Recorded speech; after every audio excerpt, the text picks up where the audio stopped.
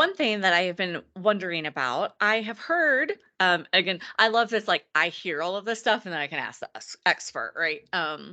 So I've heard that in order for some of the processing of some of the stuff, it requires a massive amount of water. So that there are facilities being built in third world countries by Google being the one that I've seen most recently about in the news. So Google is having to build all of these places, and obviously land is much cheaper in other countries than it is here.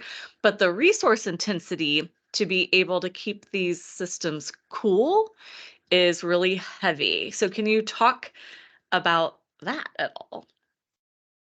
Well, in our own backyard here in Central Oregon, we have some massive Yeah. facilities in Prineville, tens of millions. It's just huge buildings with Right, for systems after Meta. I systems. know, yeah, Meta owns Yeah, those, and and it's in a Apple. desert. Yeah, For the Apple and people Meta. yeah, so for the people who aren't familiar with the area that he is speaking about, it's a desert, Yeah. essentially. It's a high But we desert. have tremendous amounts of hydropower, right? So it's Yeah, clean energy that's reliable, it's consistent. And then we have solar, and we have huge solar farms. So the high desert, yes, hot half the year, but massive wind farms, solar farms, hydro, which means sustainable clean energy kind of um, proposition. But I've been in those buildings.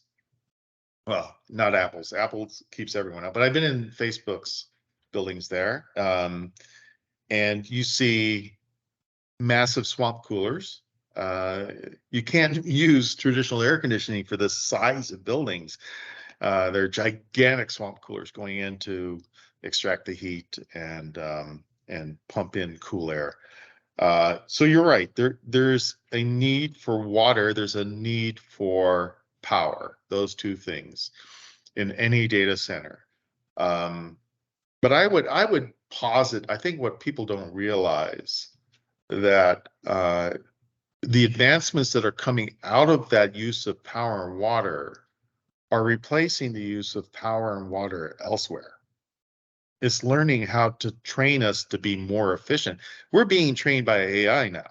It's doing the reverse. Hey, here's an optimal way for transportation. Here's an optimal way to build a car. Here's another way to triple the energy density in a battery. On and on and on. So the very models that are consuming are also providing us ways to reduce. Not only that, but the same ways that we are constantly improving the systems. Let's put it this way. I remember in my lifetime when I put in a tower of a symmetrical multi-processing tower, one tower of using Intel chips that replaced a whole football field of IBM Blue equipment, right? That was because we were able to find a way to process in smaller space, with a lot less power and a lot less air conditioning. And that's going to happen. So, yes, there is a direct correlation by the expansion of these systems to power consumption and water. Yes, in other areas, those systems will help us understand how to get to free energy, right. right? Uh, we've known about the Earth's energy thanks to Nikola Tesla and even before that, but Nikola Tesla was able to access free energy and send it remotely without wires. So we're now back to that kind of like where AI, with 1 billion times our intelligence level, will solve things in ways we never imagined on how to reduce that footprint, how to reverse climate change, whatever it may be, how to make sure all humans live at some base level of existence Yeah. that is a positive, not a negative, right? So, yeah, I tend to lean, yes, water and power consumption, but what is it getting rid of? In the first session of our conversation, when Preston and I were talking about Industry 4.0, the topic of bandwidth came up.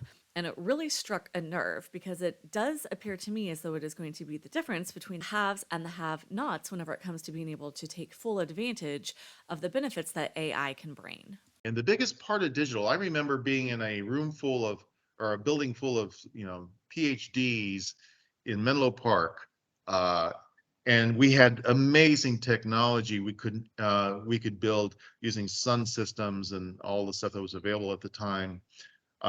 Neural networks, we were doing neural network programming, etc. But there was no bandwidth. We couldn't get it out of the building. So Right. if we had a client and they say, I want this, great. Now you have to invest 50 million like we have to run it because there's no bandwidth, right? So bandwidth became the thing that made technology explode. And that's not really shown on this. So let's say it's 4.5, when we were able to send massive amounts of data, not, dial up, not, 100K, but in the megabytes, then gigabytes. So today's technology, being able to broadcast and interact with systems across the globe in nanoseconds, milliseconds, seconds, whatever it might be, has really shoved us forward, right? So if I could interject and ask a question right now Yeah, about that, because that really hit a nerve whenever you talked about the bandwidth. Um, I called an internet provider that I shall not be named. Um, my internet provider here in Valdosta, Georgia, and I'm on the fastest that they provide in our area, and it's slow, right? So I want to take this opportunity because you talked about bandwidth. You had all of these really cool things that you were able to work on, things that, maybe other people didn't have access to, but then like getting it out. Can we take just a moment to talk about the potential for a widening gap? So there are lots of places in Valdosta, Georgia, that still do not have access to fiber optic. We don't have access to the gigabyte speeds that you were talking about. What does this potential have for either third world countries or more rural areas, either widening a gap, or what opportunities are there to potentially close the gap and have some countries maybe catch up if they implement this infrastructure? the answer is both things are happening at the same time. It gets back to tech humanism. Part of it is how do we describe the basic human rights, the things that we provide? Food, shelter, etc., education. Bandwidth has got to be there. Otherwise, any sector of the planet that doesn't have the bandwidth will be left woefully behind. I mean, way behind. It'll be like the Stone Age if they don't have it. If you imagine Einstein. Einstein was lucky enough to be born close to universities and jobs and education, name everything. So we had the benefit of Einstein thanks to modern communities. How many Einsteins are there in the world? Sitting in Nepal, in the middle of Ghana, and you put a phone in their hands. Wow. Now they have access to community. Let's put that the first step, to talk to someone else, to look up something. Maybe they can't read, but they can see a video of explaining some concept that sparks the Einsteinian, energy. Brilliant. Yeah.